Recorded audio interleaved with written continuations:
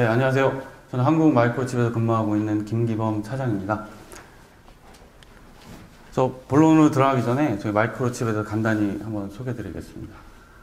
아시다시피 저희가 최근에 마이크로세미, 몇 년 전에 아트멜, 그래서 여러 업체들을 이제 인수합병하면서 굉장히 다양한 솔루션을 보유하게 되었는데요.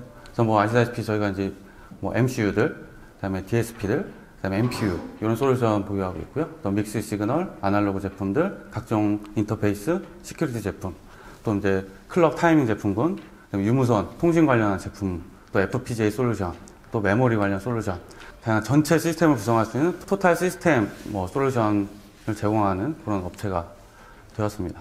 그래서 이거는 일반적인 전자 제품의 블록 다이어그램으로 보실 수 있겠는데요.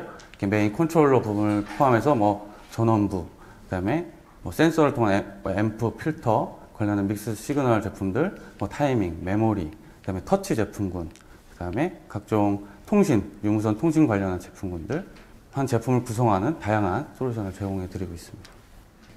그래서 오늘 말씀드린 내용은 그래서 저희가 왜 IoT 제품에 보안 솔루션을 적용해야 되는가? 보통 저희가 IoT 제품 하나하나가 어떤 보안이 적용돼야 되는 것은 맞습니다. 기본적으로 CCTV, 도어락 이런 제품 같은 경우는 만약에 이게 해킹이 됐다. 그럼 개인정보 유출, 사생활 침해, 재산상의 손해 이런 것들이 이제 발생할 수가 있겠죠. 근데 반면에 커피포트, 냉장고, 세탁기 이런 것들은 뚫려도 크게 큰 손실이 일어나거나 하진 않습니다. 그렇다고 해서 그 제품들에는 보안이 필요하지 않은가? 그래서 이제 아니라는 말씀을 드리는 거고요. 일반적으로 이제 저희가 하는 해킹, 어떤 원격 공격자들, 이 사람들은 기본적으로 한 제품에 관심이 있는 게 아닙니다. 이 여러 대의 대규모의 공격을 감염을 시켜서 이를 기반으로 다른 공격을 일으키는데 목적을 가지고 있죠. 그래서 이런 IoT 제품들이 가지는 어떤 보안 취약성들은 디도스 공격이나 랜섬웨어, 웜 바이러스 이런 것들의 확산을 야기할 수 있습니다. 그래서 만드신 제품들이 이런 다양한 좀 큰 사회적 무리를 일으키는 이런 해킹 사건에 일조할 수 있다는 그런 얘기가 됩니다. 그래서 이제 최근 IoT 제품들의 이제 기본적인 약점들입니다. 그래서 첫 번째로 이제 각종 키들, 특히 이제 프라이빗 키라고 하죠. 디바이스마다 갖고 있는 그 개별 키들이 보통 소프트웨어적으로 다뤄집니다. 자, 두 번째는 또 암호, 아니면 보안 관련된 정보들이 이 MCU나 이 컨트롤러 내부의 메모리에 아무 조작 없이 그대로 오픈되는 경우가 많고요. 그 다음에 백도어들을 남겨두게 됩니다. 예를 들어 디버그용 포트들 아니면 기본 암호 이런 것들을 남겨두게 되는데 이게 이제 공격자들한테는 아주 좋은 포인트가 되겠죠. 그 다음에 좀 보안이 적용된 어떤 제조 환경 이런 것들도 좀 부족한 실정입니다. 그래서 이제 자명한 사실은 이겁니다. 네트워크에 연결되는 IoT 디바이스가 계속 증가하고 있다. 그러면 어떤 해커들이 공격할 포인트가 더 늘어나고 있다. 이렇게 보시면 되고요. 최근에 1년에 이제 유명했던 사건들입니다. 유명했던 와이파이 WPA2의 취약성 발견된 크랙, 그다음에 블루투스 쪽에서 발견된 블루본, 워너크라이라고 옛날에 유명했던 랜섬웨어 사건이죠. 그다음에 이제 굉장히 큰 피해를 줬었던 미라이 디도스 어택.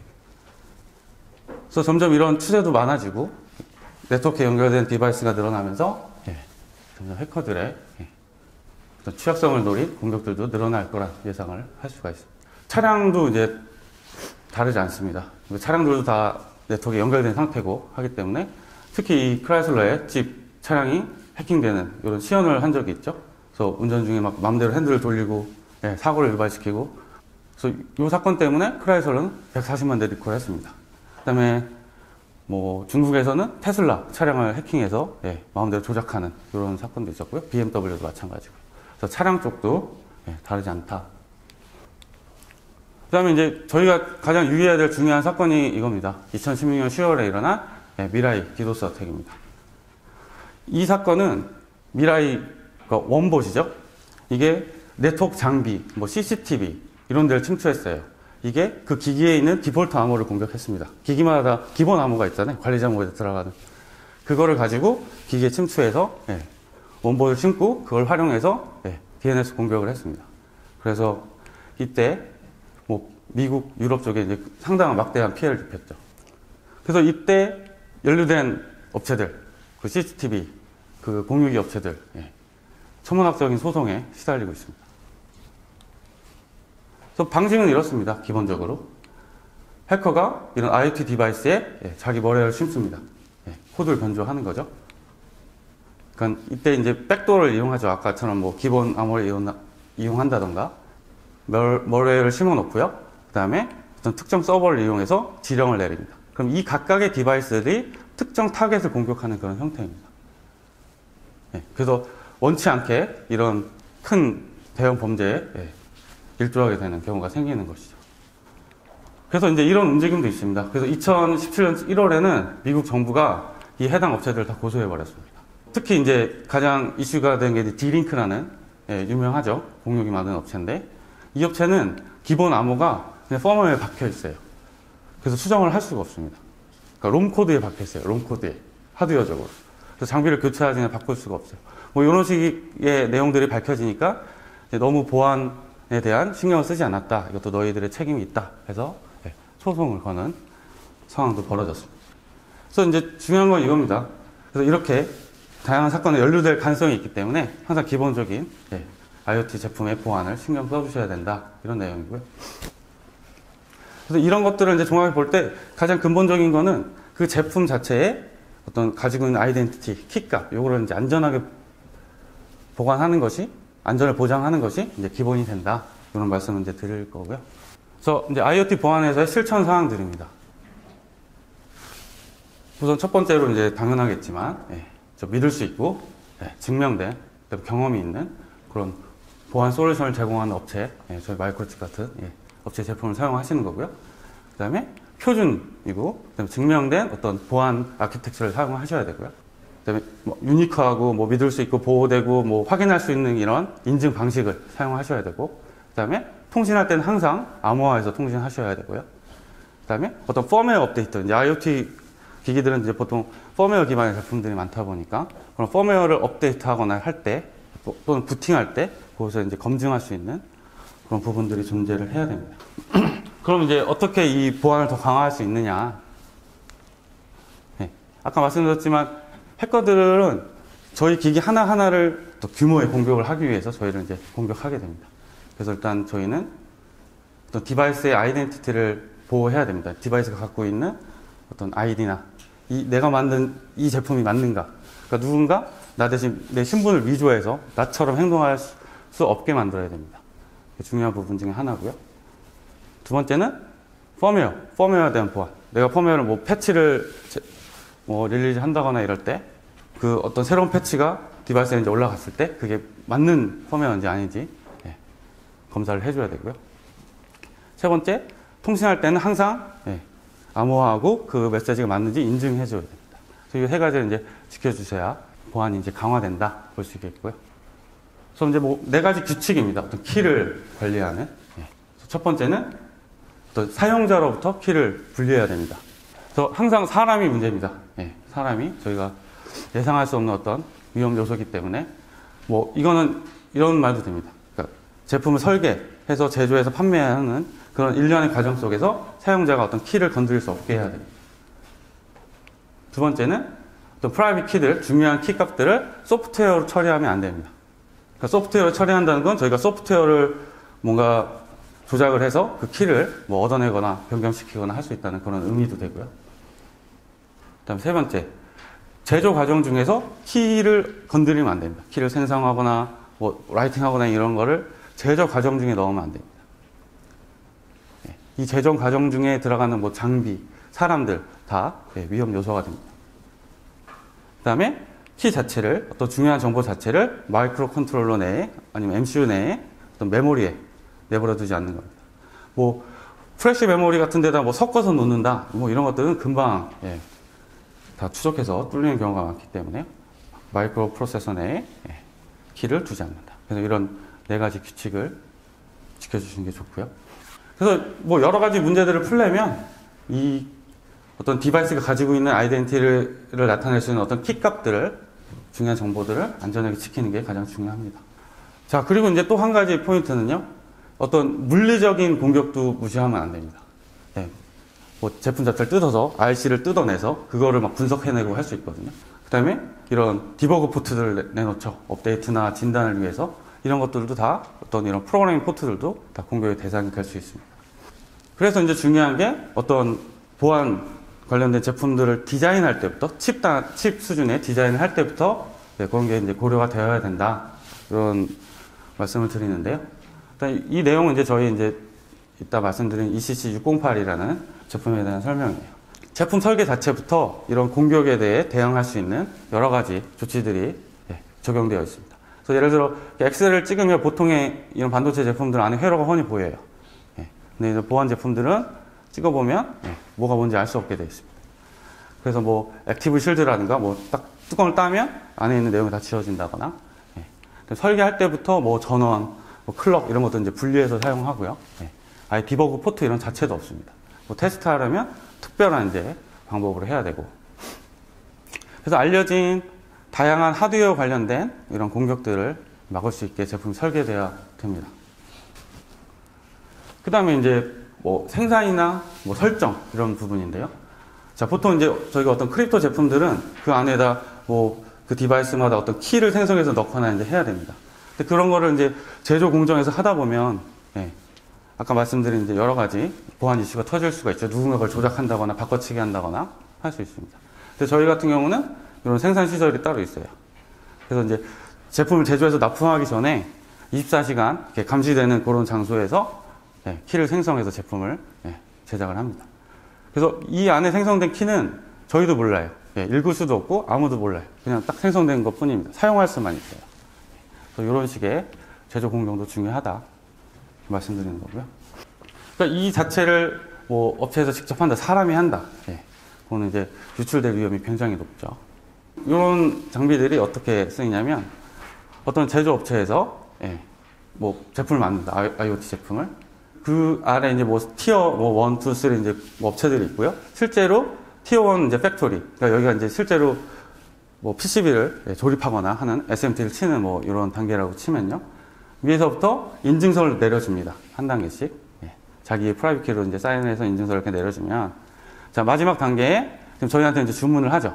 그럼 여기 들어갈 크립토 디바이스를 저희가 납품하기 전에 이 팩토리에서 가지고 있는 인증서에다가 저희가 사인을 하고 그걸 기반으로 각각의 디바이스마다 키나 인증서들을 생성을 해서 집어넣은 다음에 납품을 하는 형태입니다. 그러니까 이 중간의 단계에서 아무도 관여할 수 없죠. 그래서 이 제품을 그냥 붙이기만 하는 그런 형태가 됩니다. 자, 그 다음에 또 다른 사례가 있습니다. 이게 왜 중요하냐면, 그러니까 중간에 이런 제조 공정 단계에서 누군가가 저희 제품을 건드릴 수도 있는 사건이 있었어요. 또 빅핵이라고 이거 관련된 뉴스를 한번 보시면 아직 이게 뭐 다 해결이 됐는지는 모르겠습니다. 굉장히 큰 사건이었고요. 여기 보이는 이 제품이 중국의 뭐 업체에서 만드는 그런 그 스트리밍 해주는 그런 서버 장비예요. 그래서 뭐 요청에 따라서 포맷에 맞는 오디오나 비디오를 보내주는 그런 장비인데 애플이나 아마존 이런 데서 이걸 뭐 수십만 대씩 썼어요. 서버단에서. 그걸 잘 쓰고 있었는데 어느 날 이제 우연히 뒷면 사진에 조그만한 뭐 저항처럼 붙은 디바이스가 설계도에도 없는 회로에 없는 칩이 붙어 있는 걸 발견했어요. 그래서 그게 뭐냐? 그래서 이제 난리가 났죠. 그래서 이제 그걸 이제 분석해 본 결과 아직도 뭐 그게 명확하게 어떻게 작동하는지는 모르는 것 같아요. 이걸 누가 붙였는지 잘 모르는 것 같은데 그게 이 서버 제품의 어떤 백도어 역할을 하는 제품이다. 이렇게 일단 판명이 났고 또 알아보니까 자, 맨 윗단에 이제 그 OEM 업체는 몰랐어요. 근데 이게 티어 3나 4단계 좀 가는 제조업체에서 설계를 변경해서 이런 칩을 심었던 이런 사건이 있었어요. 그래서 이거 미중 간에 아주 엄청난 큰 분쟁 중에 하나입니다. 그래서 이 애플이나 아마존 쪽에서는 이걸 전량 교체하고 뭐 난리가 난 사건이고요. 그래서 뭐 이런 어이없는 문제도 있죠. 이 업체는 이제 자기도 모르는 사이에 제조 단계에서 이런 해킹 사건에 연루되게 된 겁니다. 그래서 이제 여지껏 말씀드린 내용은 뭐 제품 설계할 때부터 이제 그런 제품도 쓰셔야 되고 뭐 여러 가지가 있는데 어떤 제조 단계에서도 이런 것들을 굉장히 많이 감안하셔야 된다. 이런 내용이 있고요. 그래서 이제 여기에 적합한 저희 제품들을 한번 소개해 드려 볼게요. 그래서 저희는 크게 이제 뭐 IoT 관련된 거, 오토모티브, 액세서리 이렇게 크게 세 가지가 있고요. IoT가 어떤 뭐 MS, 애저, 아마존, 이제 구글 클라우드 이런 데 이제 연결하기 쉽게 해주는 그런 크립토 디바이스들이 있고요. 그다음에 차량용 이제 보더 시큐리티라고 하는데 어떤 요 통신 사이에 적용할 수 있는 이런 솔루션들이 있고, 그다음에 이제 액세서리용, 뭐 아까 뭐 프린트 카트리지나 의료용품의 어떤 뭐 소모성 부품들 그런 데 사용할 수 있는 그런 제품. 그래서 크게 이제 세 가지 종류가 있고요. 그래서 뭐 샤204 이거는 이제 SHA라는 그 다이제스트 할 수 있는 그런 제품입니다. 그래서 이런 것들은 액세서리에 정품 인증 이런 데 이제 간단하게 쓰실 수 있는 제품이고요. 주목하실 제품이 요 이제 ECC608A라는 제품이에요. 그래서 뭐 SHA, ECC, AES 이렇게 이제 암호 알고리즘들이 들어가 있고요. 이걸 이용해서 뭐 노드나 액세서리의 인증, 즉 뭐 제품의 인증, 네트워크 보안, 그다음에 클라우드용 인증, 연결 뭐 이런 데 쓰실 수 있고요. 뭐 TLS 이런 데 사용하실 수 있고, 뭐 시큐어붓 이런 데도 적용하실 수 있어요. 그래서 이 제품은 하드웨어 암호 알고리즘 플러스 시큐어 메모리 이렇게 합쳐진 제품이라고 보시면 되고요. 그다음 CEC1702 같은 경우는 이제 MCU 베이스의 제품이에요. 그래서 코르텍스 M4 코어에 하드웨어적인 이제 기능들이 추가된 그런 MCU라고 보시면 되고요. 그래서 뭐 SHA, ECC, 뭐 RSA, AES 이제 이런 다양한 알고리즘들을 적용합니다. 그래서 이제 이런 제품들을 가지고 저희가 이제 뭐 유명한 클라우드 서비스들이죠. 아마존, 구글, MS 애저에 이제 어떻게 적용되고 있는지 설명을 드려볼게요. 자, AWS IoT에서 이제 저희가 어떻게 적용되고 있는지. 우선 이제 고객은 자기 자체 이제 인증서를 만듭니다. 인증서는 뭐 직접 만드셔도 되고 아니면 저희가 제공하는 어떤 키트를 이용하셔도 돼요. 그래서 이제 자기네 인증서를 만들고 이 아마존 AWS IoT에 이제 자기 어카운트를 만드는 거죠. 고객의 어카운트. 이제 여러분들의 어카운트를 만드는 겁니다. 그다음에 이제 제품을 이제 제작을 해야 되잖아요. 크립토 디바이스를 붙여서. 그러면 업체에서는 저희에게 뭐 이렇게 생각하시면 될 것 같아요. 뭐 삼성용 제품, LG용 제품 이런 식으로 뭐 구분해서 저희한테 인증서를 나눠줍니다. 발행을 해줘요. 자, 너희가 이 인증서를 가지고 제품을 만들어 와. 그 다음에 이 인증서들을 AWS에다 이제 등록을 해 놓습니다. 그럼 저희는 이걸 가지고 기반으로 각각의 디바이스에 뭐 키랑 인증서들을 생성해서 집어넣어서 이거를 납품을 하게 되는 거죠. 그러면 고객께서는 이걸 가지고 이제 제품을 만들어서 판매를 하시고요. 그럼 이제 사용자들이 실제 이제 엔드 사용자들이 그 제품을 받아서 이제 쓰겠죠. 그분들이 이제 제품을 만들어서 딱 키게 되면 자, 이 인증서를 가지고 이제 AWS에 이제 접속을 하겠죠. 그때 이 인증서가 이제 등록되어 있던 커스터머 스페시픽 인증서랑 이제 매칭을 해서 아, 이게 내 인증서를 통해서 만들어진 제품이구나 이제 확인이 되고요. 그렇게 해서 연결이 이루어지는 그런 형태입니다. 그래서 중요한 부분은 아까 이 부분이 굉장히 저희가 자랑하는 어떤 이 보안이 완벽하게 갖춰진 공장에서 이제 이루어진다는 점이고요. 고객이나 이런 데서 전혀 인터랙션이 없다. 그래서 이런 키 생성이나 하는 부분이 굉장히 안전하게 보호되고 있다. 이렇게 보시면 되겠고요. 그래서 이런 거를 이제 시험해 볼 수 있는 데모 킷이나 자료들이 다 오픈되어 있습니다. 그래서 이제 뭐, 이 크립토 디바이스가 붙인 데모보드 플러스 뭐 와이파이라는 MCU로 구성된 이런 데모보드를 이용하셔서 아까 보여드렸던 AWS IoT와의 연결 이런 것들을 시험해 보실 수 있어요. 그 다음에 이제 구글 쪽입니다. 구글 IoT 같은 경우는 기본적으로 이제 스탠다드 TLS를 사용해요. 그래서 이제 뭐 저희 와이파이 같은 솔루션들은 다 TLS를 지원하고 있는데, 그럼 이제 와이파이 솔루션을 이용해서 스탠다드 TLS 세션을 만드시고요. 그 이후에 이제 MQTT 보통 베이스인데요. MQTT 브로커에 이제 연결하는 그런 형태입니다. 근데 이 연결할 때 이 JWT 토큰, JSON 웹 토큰이 이제 꼭 리퀘스트에 이제 포함돼야 되고요. 이게 이제 어떤 패스워드처럼 쓰이는 거죠. 구글에서는요. 그래서 이렇습니다. 자, 그럼 이제 어떤 제품을 만드셔요? 그러면 그 제품의 프라이빗 키는 제품 자체에 이제 들어있는 거고요. 이게 어떤 제품이에요. 그 다음에 이거의 퍼블릭 키는 이제 구글 IoT에 이제 등록을 해 놓는 겁니다. 그럼 이제 어떤 연결을 만들 때 이제 제품에서는 이제 JWT 토큰을 생성을 해야 됩니다. 그걸 만들어서 그럼 여기다가 이 ECC608에 있는 이제 프라이빗 키를 이용해서 해시를 돌리는 거예요. 사인을 해요. 그 다음에 이 사인한 거를 이제 토큰에다 이제 붙여서 실제 이제 통신에 사용하게 되는 겁니다. 그래서 이 ECC608에서 일어나는 이 일들은 다 이제 완벽히 외부에서는 이제 컨트롤 할 수 없는 부분이고 보호되는 거고요. 요 동작은 이제 이 MCU에서 돌아가고 있는 저희 이제 라이브러리를 이용해서 동작합니다. 그래서 여기서 이제 사인된 JW 토큰이 이제 샌드 리퀘스트를 할 때마다 그 헤더에 이제 포함되고요. 그게 이제 넘어가면 구글 IoT에서는 전송된 이제 토큰을 판단하는 거죠. 아, 나한테 등록된 제품이 맞는가. 그래서 이것도 솔루션이 이제 준비되어 있고요. 뭐 이거는 이제 크립토 디바이스 데모보드랑 각종 뭐 M4급 아니면 뭐 M0급 이런 다양한 MCU를 이용해서 테스트해 볼 수 있도록 EVB나 이그젬플 코드들이 준비되어 있습니다. 관련 자료들도 다 웹사이트에 공개가 되어 있으니까요. 한번 찾아보실 수 있고요. 그래서 뭐 이렇게 뭐 코텍스 M0급, M4급 이런 것도 있고요. 8비트를 이용한 데모보드들도 있습니다.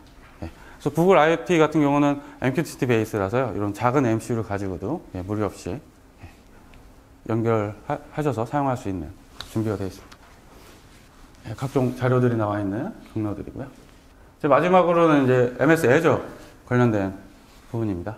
이 MS 애저는 이 CEC170이라는 제품 기반으로 솔루션이 준비되어 있거든요. 이 제품은 코텍스 M4급 MCU에 하드웨어 보안 알고리즘이 이제 적용된 그런 제품입니다. 그래서 이제 MS 애저는 중요한 부분이 이겁니다. 다이스라는 부분인데요. 디바이스 아이덴티파 컴포지션 엔진 해갖고 이 디바이스 자체를 보호하는 규격이 이제 딱 정형화가 되어 있어요. 그래서 뭐 부트부터 이 다이스 엔진을 통해서 실제 어플리케이션을 검증하고 뭐 돌아가는 그런 형태로 되어 있고요. 그래서 이 다이스 플러스 RIoT라는 게 이제 제품에 구현되어 있어야 이 MS 애저에 연결할 수 있습니다. 그래서 저희 CEC170이 기본적으로 저희 마이크로칩은 이 MS 애저의 개발 파트너입니다. 그래서 이 CEC170의 두 종류의 그 이벨루에이션 보드 키트가 있는데요. 다 이제 인증을 받은 상태고요. 그래서 이제 MS 애저에서 요구하는 그 사이퍼 슈트나 다이스 이런 것들을 이제 다 구현해서 올려놓은 상태입니다. 관련 정보나 이런 것들 뭐 이런 경로들이 있고요. 저희 뭐 웹사이트에서 이렇게 키워드를 검색하시면 관련 자료를 쉽게 찾아보실 수 있습니다. 그래서 마지막으로 이제 정리를 하면요.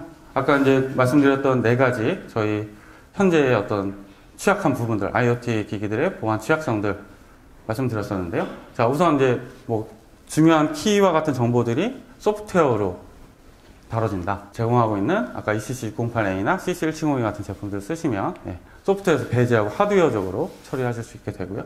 마찬가지로 밑에 거 이제 뭐 암호나 뭐 주요한 어떤 보안 정보들이 메모리에 실제로 그냥 그대로 노출된다. 이런 부분들도 매번 이제 하드웨어 크립토 디바이스를 쓰면서 이런 부분들도 사라지게 되겠죠. 그다음에 세 번째로는 이제 뭐 백도어 관련된 문제죠. 이거는 뭐 개발을 하시거나 이럴 때부터 신경을 더 쓰셔야 되겠지만, 기본적으로 이제 CEC1702 같은 경우는 JTAG이나 이런 걸 아예 이제 무력화시킬 수 있습니다. 디세이블 시켜서 그런 이제 포트들을 아예 막을 수도 있고요. 뭐 샤204 ECC608 같은 경우는 아예 이런 기능 자체가 없습니다. 그래서 이걸 테스트하고 검증하시려면 좀 특별한 방법을 사용하셔야 되고요. 마지막으로 이제 어떤 보안이 적용된 제조 공정들. 아까 뭐 간단히 말씀드렸지만 저희 설비에서는 뭐 24시간 감시하고 인증받는 어떤 설비로 작업을 하기 때문에 굉장히 안전하다. 그래서 저희 솔루션은 안전한 환경에서 제작해서 제공해 드리고 있다. 이렇게 말씀드릴 수 있겠습니다.